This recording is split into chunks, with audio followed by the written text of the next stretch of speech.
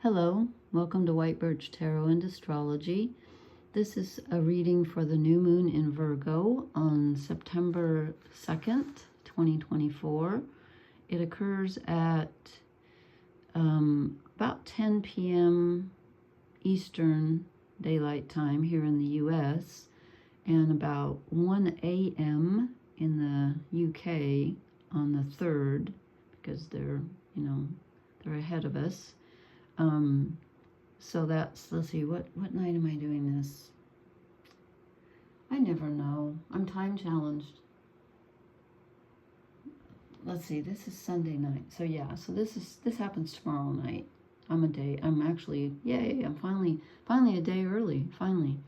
The new moon is in Virgo. As I said, it's at 11 degrees. So if you know your chart, if you have anything around 11 degrees, and even at other signs, it will be interacting. I'd have to see your chart to know what it's doing, but just think about that. And we also have an interesting thing going on. We have Mercury, which rules Virgo, is in a trine aspect, which is 120 degrees, and is very, very positive. It means the energy flows very easily, and sometimes that can be difficult because you can't stop it, if you know what I mean. It's like an open line. Mercury is trining Chiron, the wounded healer, who is going retrograde in Aries right now. And Mercury's in Leo. So they're both in fire signs. And Mercury's in the sign of the self, the creative self, the self that wants to be seen, how you want to appear in the world. And Chiron is in the sign of Aries, which is your basic self-identity. So it's about... Chiron is the wounded healer, so Mercury trining this is getting some really good information about where your sense of self and how you are seen in the world and how you want to be seen in the world, how that was wounded. But this is a time to get in touch with that, and I feel like that's very healing, especially with the new moon in Virgo, because Virgo is about healing. Virgo rules health matters, work. It rules service to oneself and others. Excuse my croaky voice. I guess I'm going to have allergies forever here. And Virgo also rules that part of us that is owned only by us. So, a lot of people, when Virgo, comes from the word virgin, it's not about being sexually chaste. It's about having a part of yourself that is yours alone, that you take care of and you have boundaries for, and yes, you serve others, but the way you serve others is by serving yourself, by being who you were meant to be in this lifetime. And if that was wounded when you were a kid, which is when most of our, identity wounds happen, then the best thing you can do is find out, who are you supposed to be? And if you act in a way that serves yourself, not in an egoic way, sometimes it's hard to tell the difference, but in a way that serves the true you, you are also serving the collective, because Virgo's opposite sign is Pisces, which is the collective. So Virgo's connected to the collective, but it's also opposite. It's about taking care of oneself. And when you do that, you do serve others, because you're serving your purpose here on Earth.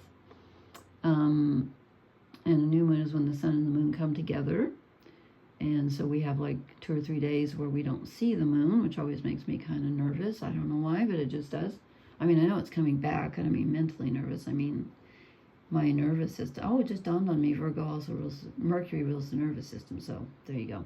And here's one little quote from you, very short one, from the writer F. Scott Fitzgerald. I don't think I said this one before, but he said, "Show me a hero and I'll write you a tragedy." And so I think that's really interesting for new moon and Virgo, because if you overdo taking care of others, then yeah, it's not going to be so good for yourself. So anyway, I've pulled some, these are the Oak, Ash, and Thorn cards. I've pulled some shadow cards and some couple of archetype cards, so let's just dive in and see what... I wasn't croaky at all until I I swear the iPad makes me croaky. I must have performance anxiety or something. Or maybe, you know what it is? It's because I'm here alone. I wasn't talking to anybody. Except myself occasionally. Okay, so we start out with the Eight of Wands. This is good. You know, for a while we have had some stagnant energy, especially during Leo season. And I was kind of surprised. And so now things are finally starting to loosen up and move. This is movement. We're finally taking a step forward. And this could be, you know, finding out about this wound and actually doing something to heal it. This is not just a, you know, and the reason I feel like it's healing is, well, number one, because we're a new moon in Virgo, but number two, because Chiron is retrograde in Aries. So it's been at this degree before. So this is not a new wound that you're just discovering. This is something you've been working on, and you're achieving, you're making progress toward healing it. Okay, and then I drew the Six of Wands, which is victory. This is just very similar. That's movement. This is achieving something. So you've actually taken a big step forward, and it's paying off, and something's finally, you know, finally turning out right. Something that you've been working on. You've figured it out, and it's in your favor. Okay, and then I drew the World, which we had last time, if you'll remember, which is the last of the major arcana, the last in the cycle, number 21. It's the end of the old and the beginning of a new cycle. And I feel that's a I was going to say a world thing. Yeah. It's for everybody, not just people who are watching this, but it's for all of us. And what was I just going to say? Oh, if you saw my last reading, I talked about Uranus stationing retrograde at 27 degrees of Taurus yesterday, and actually today, and Pluto moving into the last degree of Capricorn again, retrograde for the last time until November 20th, thank goodness. So this is the end, you know, something is ending and something is beginning on a major scale. On a very major scale. And in your personal life probably too. And then I drew the Chariot. Okay, so we have movement and victory, and then we get the Chariot, which means we're actually moving forward. We're making progress. We have to think about which way to go when we get the Chariot. There's a decision to be made. But we are ready to move, finally, on something. Something that you've been tossing around, you know, like, now I've got Lewis Carroll stuck in my head because I was watching something. Will you, won't you, will you, won't you join the dance? Yeah. Which way are you going to go? Usually this has the two different colored horses, but it is movement. It's Cancer energy, which is kind of movement on an emotional level, which makes sense if we're healing a wound. And then I drew the Page of Swords, which is about examining the information that we've just learned. Because this Eight of Wands can be incoming information as well as movement. This is about examining things very carefully before you act on them. Being very vigilant. And remember last time we got the Seven of Swords? And did I already say this, or was I just thinking it? I had two people in my life that I discovered in the last couple of days that turned out were being sneaky with me. So this is about being vigilant and watching out and vetting information that you get. Make sure that it's accurate. Don't jump to conclusions. And but you might have a new idea. But again, just be careful and make sure that it's real and true, because the Page of Swords energy can sometimes be a little presumptuous. And then we get the Two of Wands, which is this is planning your chart, planning your not your birth chart, planning your direction, planning your course of action. This is which direction do I go in? or I should say, in which direction do I go? Because as Winston Churchill famously said about not ending a sentence with a preposition, he said, "That is a rule up with which I will not put."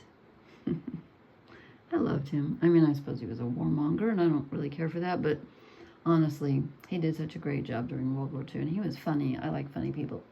And smart. Okay, so the Two of Wands. This goes very well with the Chariot. All these cards so far are kind of making sense to me, that we've reached a point where we're ready to take action and move on something new.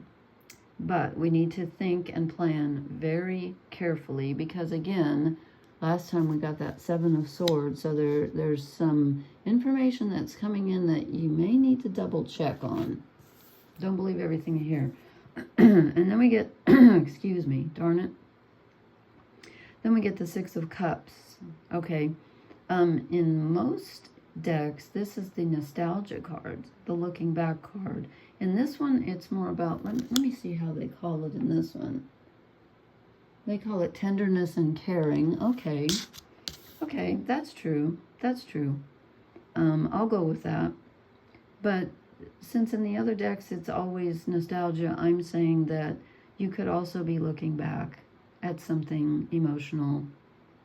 Since we're having Mercury dealing with Chiron, and most of our basic wounds come from childhood, I'm thinking you might be looking back at something emotional, but you're looking back tenderly.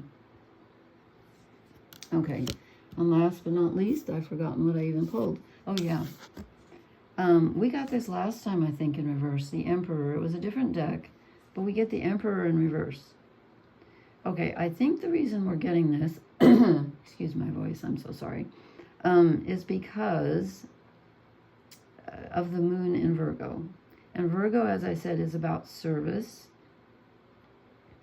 And the dark side of Virgo is perfectionism and control, wanting to control everything, not out of a sense of authoritarianism, but out of a sense of just feeling like everything has to be perfect and I have to be perfect and I don't deserve what I've got unless I'm perfect. And, you know, there's that aspect of Virgo. And I think that's why the Emperor is in reverse. It's about relaxing and letting go of control and saying, you know what, I don't have to be perfect. And everything's okay.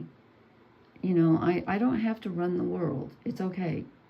It's really okay. So that's what I got for those. And then I drew two shadow cards.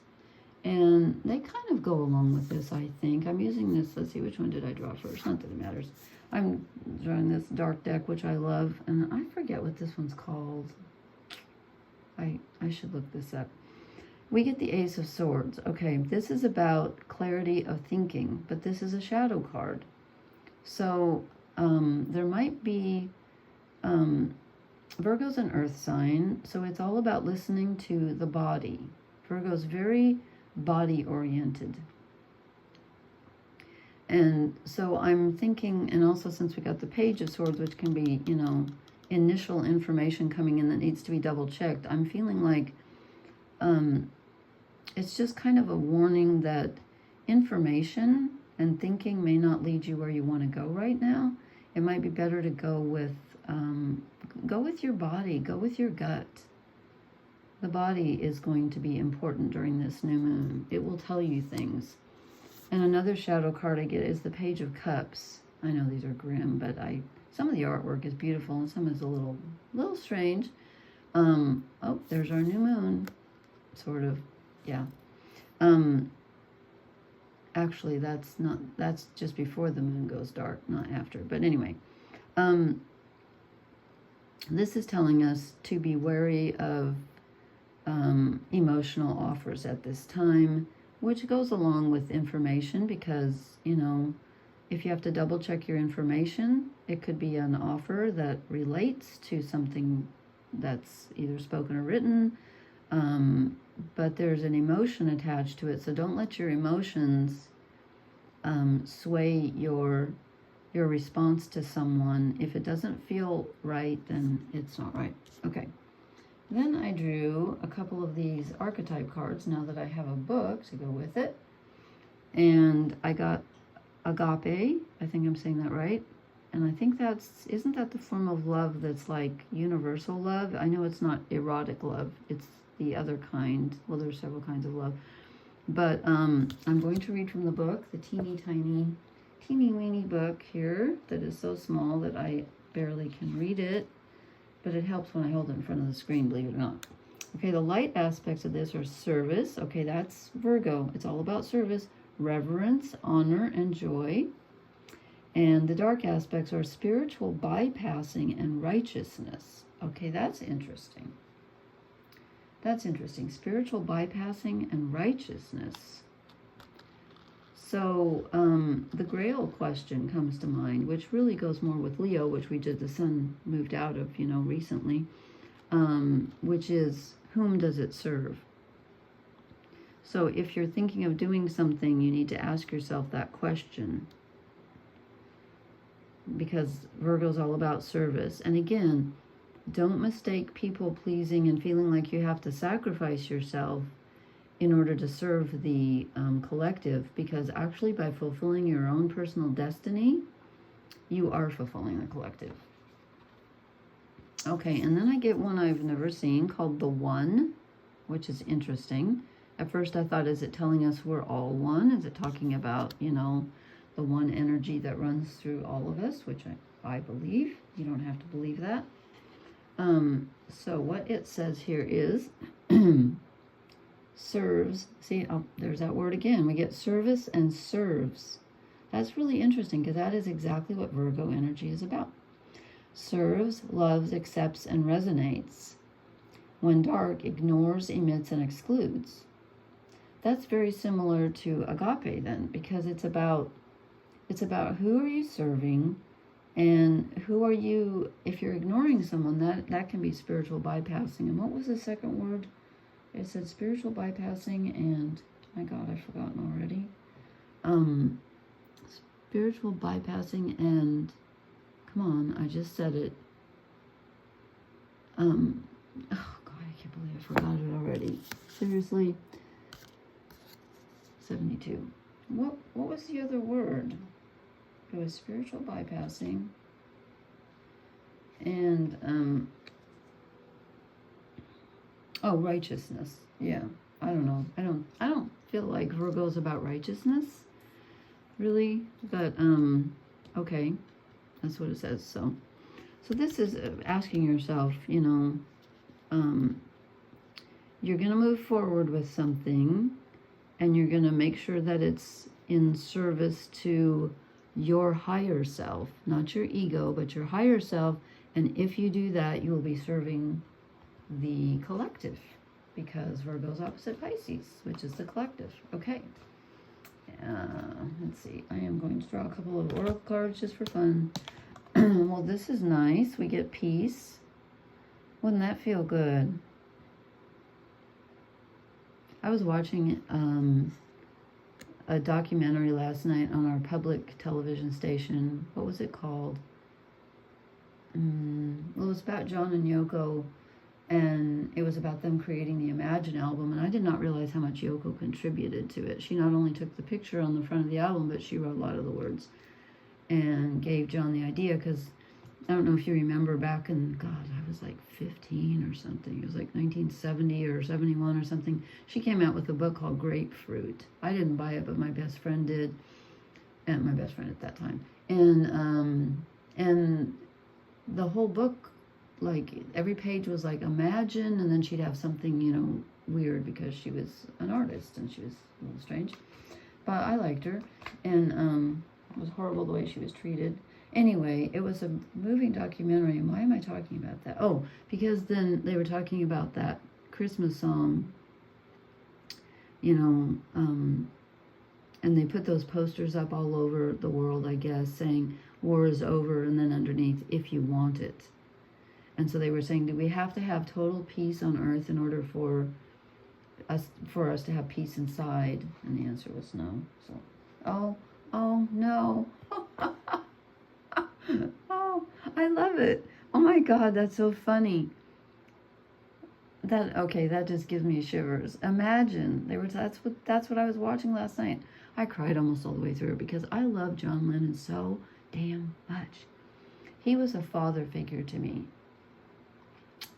And that's his best album. That album that's just amazing. Something just popped down, a banner just popped down on my screen. I wonder if it shows up. I don't think so, but anyway. Yeah. Imagine peace. This is exactly what they were talking about. It's like, if you can imagine it, you're helping to create it. And there's the clouds that are on the front of the album. Wow, that's cool. Okay, time to imagine peace, everyone. That's just, yeah, that's nice validation there. So, thank you so much for watching. Please hit the like, share, and subscribe buttons. I wish they had a different word. I have trouble saying that one. And please leave me a comment. Let me know if how everything is treating you. Let me know if it resonates. And also, did you have any sneaky people in your life in the last few days? That Seven of Swords. Wow. Okay. And what else? That's it. Okay. Have a happy new moon, everyone. Thank you for watching. Blessings. Good night.